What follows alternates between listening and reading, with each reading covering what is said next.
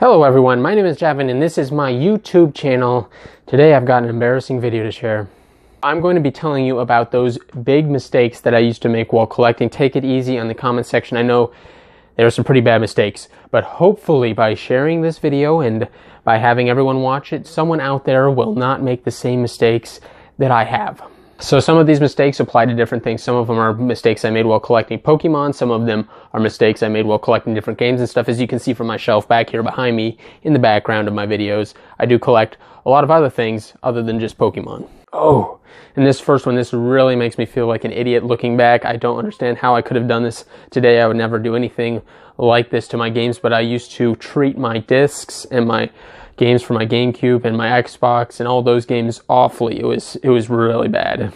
Here to give you a little bit of an example, here's my Modern Warfare 2 case for my Xbox 360. As you can see, like all my Xbox 360 cases have cracks and dings and have been thrown around, stepped on, I don't even know. And if we take a look at the disc, this is where it gets really bad. You can probably see it on the camera a little bit, but it is just scratched to craziness. It doesn't show up on the camera that great, but believe me, this is just a surface of scratches.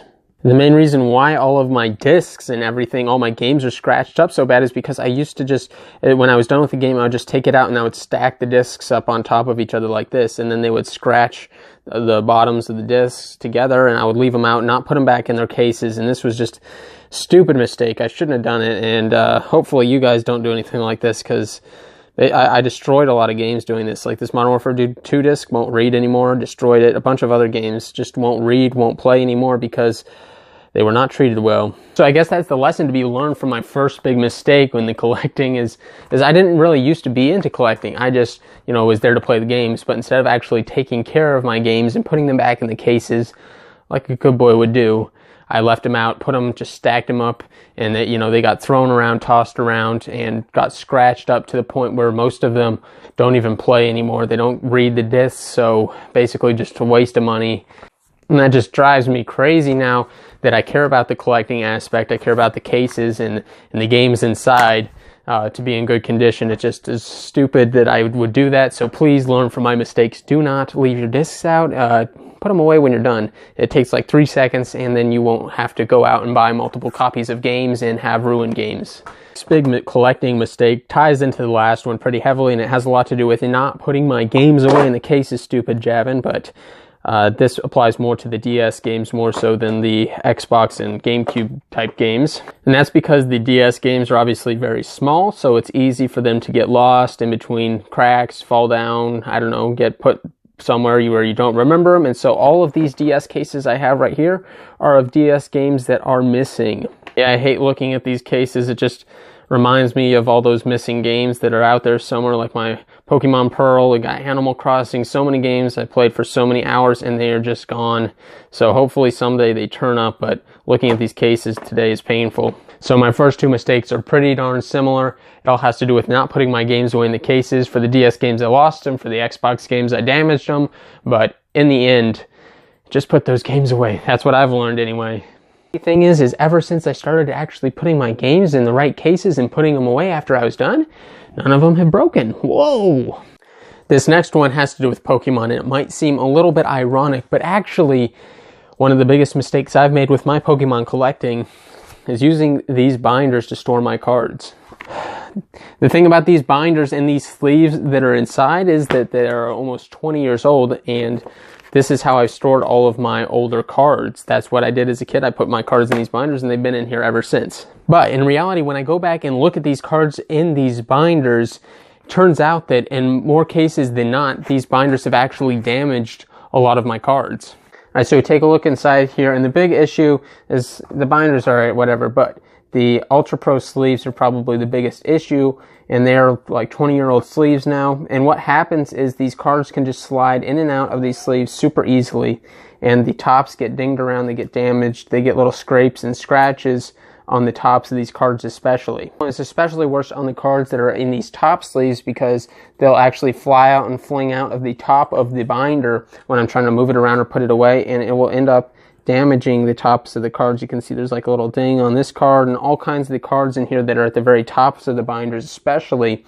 end up with damage on the top. So That's a big mistake I've made, is continuing to use these binders instead of switching them out for something different. The thing is that my cards that I have not stored in binders, many of them are actually in better condition. I have just like a giant bucket full of some of my older cards that aren't in these binders, and most of those are in better condition than the cards that are in the actual binders, just showing how much damage these cheap sleeves and binders have actually done to the cards over the years. So that's really unfortunate. Obviously the intention was to protect the cards, but it ended up being a mistake in that more damage was actually caused.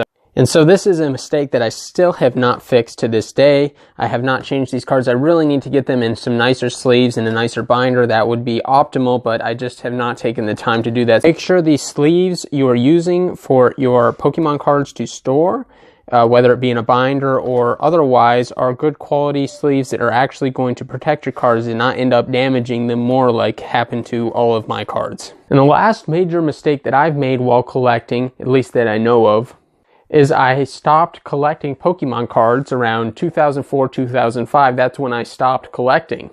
And that is a huge mistake for me personally, at least, missing all of those sets, all those cards that I would love to have in my collection, but I probably never will. I probably will never get to open many of those packs and sets from the past that I missed by stopping collecting.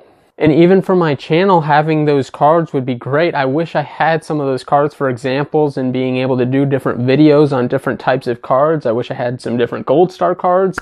So for me, that's a huge mistake that I missed out on all those sets and missed out on a lot of different awesome cards that I could be able to show and have in my collection that I don't have today. I did a video a few months back about why I stopped collecting, but it mainly had to do with just getting older. I felt like it wasn't really cool to collect Pokemon cards anymore, and I didn't want people to know about that. So even if I wasn't opening up a ton of packs, I wish I could go back and open at least a few packs from some of those different sets that I missed out on. That would be awesome to have those cards in my collection that I just don't have today.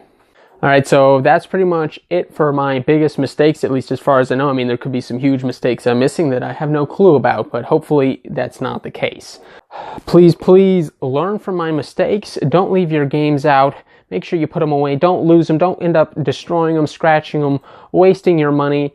And make sure you protect your cards properly. And so if you're thinking about quitting collecting Pokemon cards, what I would say to you is think about it. You might regret it in the future like I have. I've regretted. I wish I would have at least opened a few packs during those different years that I was gone from the collecting scene. Recently I've come back, but I wish I could have at least experienced a few of those different sets that I missed. All right, everyone. I think I've embarrassed myself enough. Now it's time for you to embarrass yourself. Please go down to the comment section below and let me know if you've ever made any big mistakes while collecting, if you've done any of these things, or you have any other mistakes that you have made. I could add a few more to the list, like some bad trades with Pokemon cards and some other things, but I'll keep it here at that. So thank you everyone again for watching. Make sure you like, subscribe, comment, share, care.